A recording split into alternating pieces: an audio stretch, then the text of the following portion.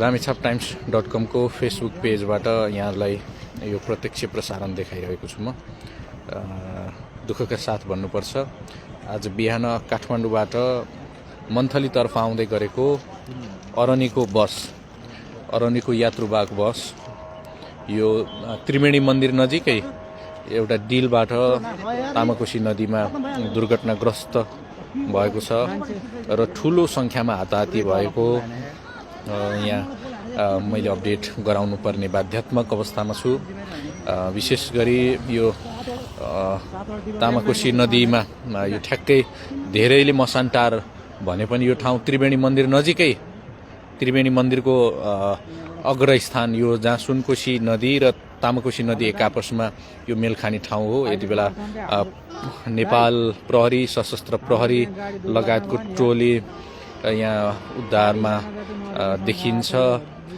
दुःखका साथ भन्नुपर्छ, धेरै ठुलो सङ्ख्यामा हाताहाती भएको भन्ने जानकारी आएको छ। केही घाइतेहरूलाई बगाए, केही मृतकलाई बगाएर सुनकोशीको मुखबाट पनि त्यहाँ उद्धार गरिएको छ। यता ठुलो सङ्ख्यामा नेपाल प्रहरी, सशस्त्र प्रहरीको टोलीले उद्धार गरेर घाइतेहरूलाई अस्पतालतर्फ लान थालेको छ। आज बिहान काठमाडौँबाट मन्थलीतर्फ आउँदै गरेको, अब यसलाई कुन रूपमा लिने एकदमै दुःखद अवस्थाका साथ भन्नुपर्छ। एम्बुलेन्सले घाइतेहरूको उद्धार थालिसकेको छ भने केही घाइते, 4 जना घाइतेलाई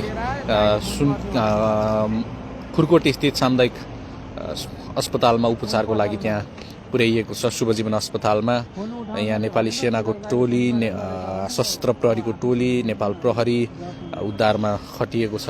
बस पानीमा पूर्ण रूपमा डुबेको यति बेला हामी देख्न सक्छौँ र भन्नुपर्छ 42 जना सवार रहेको भन्ने अनुमान गरिएको छ। त्यसमध्येमा 4 जना, गाडी नम्बर खुलेको छ सर, गाडी नम्बर 4975 भन्ने जानकारीमा आयो। यो अरनीको यातायातको गाडी हो। उद्धारमा टोली पुगे पनि यो ठुलो सङ्ख्यामा हाताहाती भएको यति बेला नेपाली सशस्त्र प्रहरीले यहाँबाट तामाकोशीमा डुबेको बसबाट केही सामग्रीहरू निकाल्ने प्रयास गरिरहेको छ। बस पूर्ण रूपमा, यो बस अहिलेको भन्दा पनि धेरै डुब्न थाल्यो हो कि यो पानी पनि अलिक ठुलो आउनु थाल्यो जस्तो लाग्यो मलाई। हो, पानी ठुलो होइन, उ त्यो धमिलो आयो त्यहाँको, त्यो माथिको मान्छेले धमिलो बनायो नि त, त्यो काम हो। त्यसले गर्दाखेरि पनि यहाँ समस्या भयो। त्यही त नेपाली सशस्त्र प्रहरीको टोलीले यहाँबाट केही सामग्रीहरू निकालेको यहाँ देख्न सकिन्छ। ठुलो सङ्ख्यामा यहाँ मानिसहरूको यो गाडीभित्रै 40-42 जनामा त लास्ट त त्यहीँ भित्र त धेरै होला त। बाहिर कहीँ देखिया छैन होइन त, यता बाहिर कहीँ छैन अहिले। हजुर, बाहिर देखेको त यता ल्याइसक्यो होइन? कतिजना थिए? हामीले देख्दा चाहिँ त्यहाँ 3 जना चाहिँ यहाँबाट ल्याइसक्यो अहिले। त्योभन्दा अगाडि अघि नैदेखि कति ल्याइसक्यो। महिलालाई समातेर राखेर त्यो अहिले आफन्तहरू हो नि अहिले आएको। के गरी पल्टु कहाँबाट ठ्याक्कै यो डिलबाट खस्यो हो? स्पिड ओभर स्पिड थियो अरे भनौँ न, लासहरू त उहाँ लैसकेको छ नि त।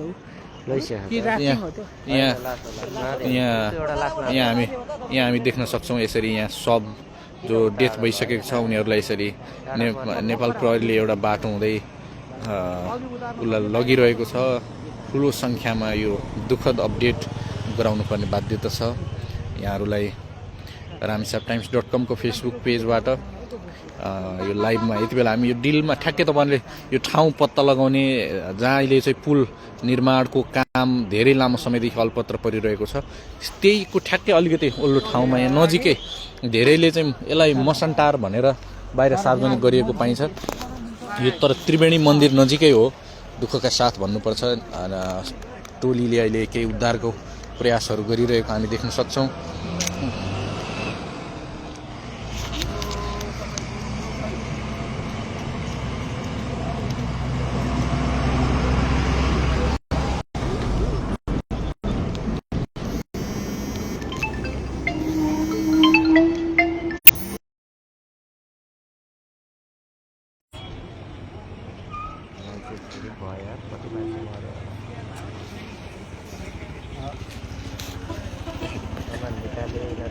अहिलेसम्म भेटेनन् मान्छे भित्र छिरेकै छैन सँगै त्यहाँबाट केही उद्धारको प्रयासहरू भइरहेको देख्न सकिन्छ।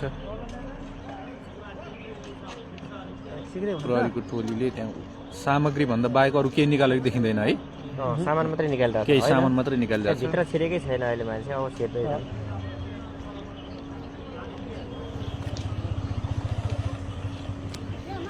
कतिजना चिन्ने हो 2-4 जना नयाँ देखियो। के भन्छ तर्साउँदैन।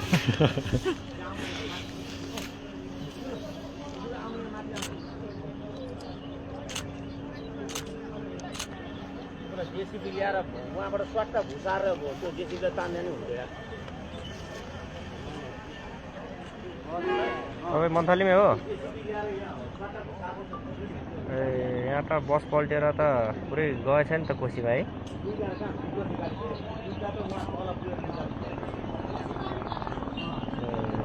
मैले यहाँ आएको थिएँ, यहाँ झम्मै पानीमै पुगेर छ बस।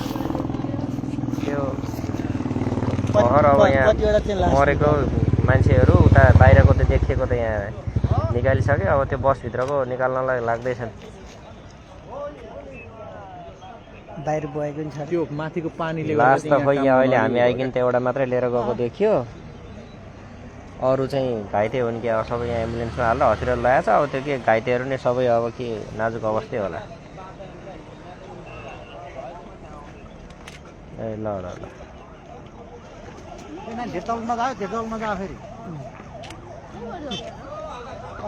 हजुर म आउने यहाँ त के ठुलै दुर्घटना भएर रहेछ।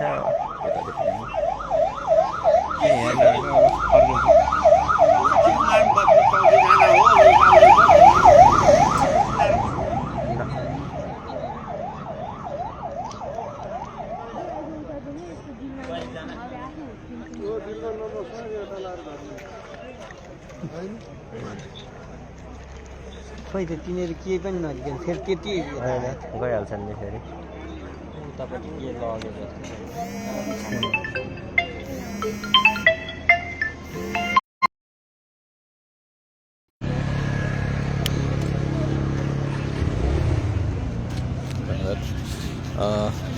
यति बेला उद्धारको टोलीले पनि सामग्री भन्दा बाहेक अरू खासै त्यस्तो केही निकालेको यहाँ देखिएन। केही 2-3वटा लास्ट बगाएर चाहिँ तपाईँको सुनकोसीबाट उद्धार गरिएको भन्ने पनि जानकारी आयो। यो एकदमै दुःखद खबर छ।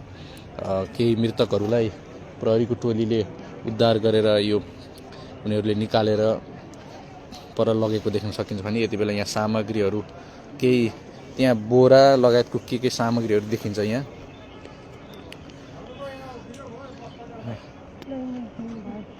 यो त्रिवेणी मन्दिर नजिकै काठमाडौँबाट बिहान मन्थलीतर्फ आउँदै गरेको गाडी यो त्रिवेणी मन्दिर सुनकोशी र तामाकोशीको मिलन हुने ठ्याक्कै नजिकै केन्द्र हो यो, जहाँ दुईटा नदी मिलनको केन्द्र त्रिवेणी भनिएको छ। त्यो त्रिवेणी नजिकैको यो दुर्घटना हो।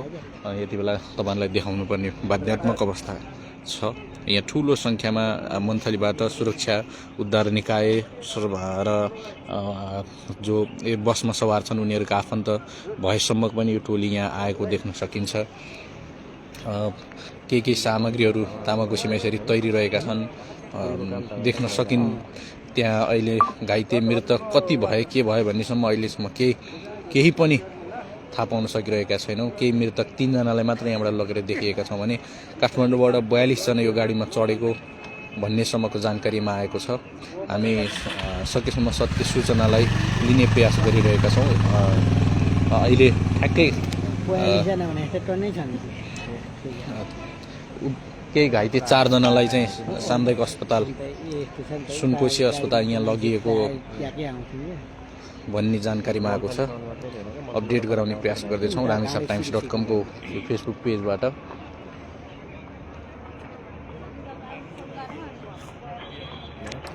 काका अहिलेसम्म केही डाटा पाउनु हो? घाइते मृतकको सङ्ख्या त्यो होइन, त्यो डाटा त त्यो जेसीबी ल्याएर निकाल्न मिल्दैन सर यसलाई बसलाई। अब यो हाम्रो यहाँ सुन्नु त्यो कम्पनीको हो, यो प्रशासनलाई भनेर त्यो निकाल्न मिल्छ होला नि। धेरै दुःख भयो क्या। सिडिओ लगायतको टोलीहरू यहीँ छ। अब उहाँहरूले गर्नुपर्ने हो यो उद्धारको प्रयास के गरिरहेछन्। कहाँ जाने बस्यो ढाडी सिरिसी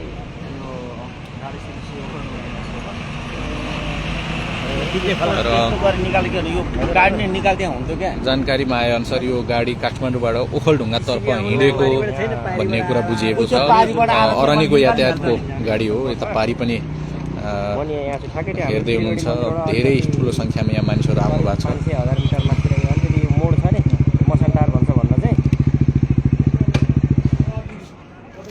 हो रामेछाप टाइम्स.com को फेसबुक पेजबाट यो दुःखद घटना देखाउनु पर्ने तपाईहरुसँग बाध्यात्मक परिस्थिति। राम्रोसँग नेट पनि अलिक चल्न छोडेको कि भन्ने पनि लागिरहेछ। एकातिर देश निर्वाचनमा व्यस्त भएको अवस्था छ। जनताको घर दैलोमा मतदाता भेटघाटमा राजनीतिक दलका उम्मेदवारहरू निस्किरहेको, प्रहरी पनि एउटा आजबाट म्यादी प्रहरी फिल्डमा खटाउनु पर्ने एउटा जिम्मेवारीमा रहेको, तर 81 का बिहानै यस्तो दुखान्त घटना भइसकेपछि सबै संयन्त्रहरू यहाँ परिचालन गर्नुको विकल्प छैन। यो दुःखद घटनाबाट मुक्त गराउनको लागि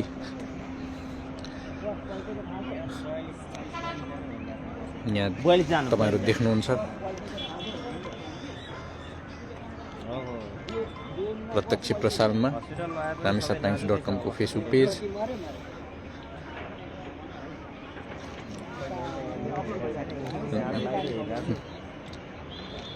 ठुलो संख्यामा यहाँ हाताहाती भएको आशंका छ। एकदमै तपाईहरु देखिरहनु भएको छ।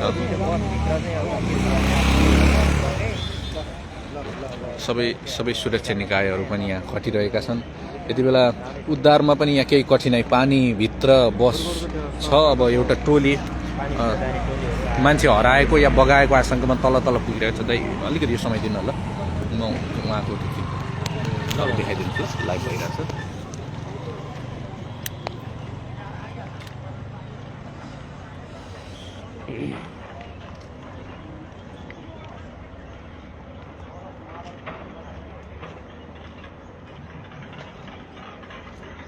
समर्थन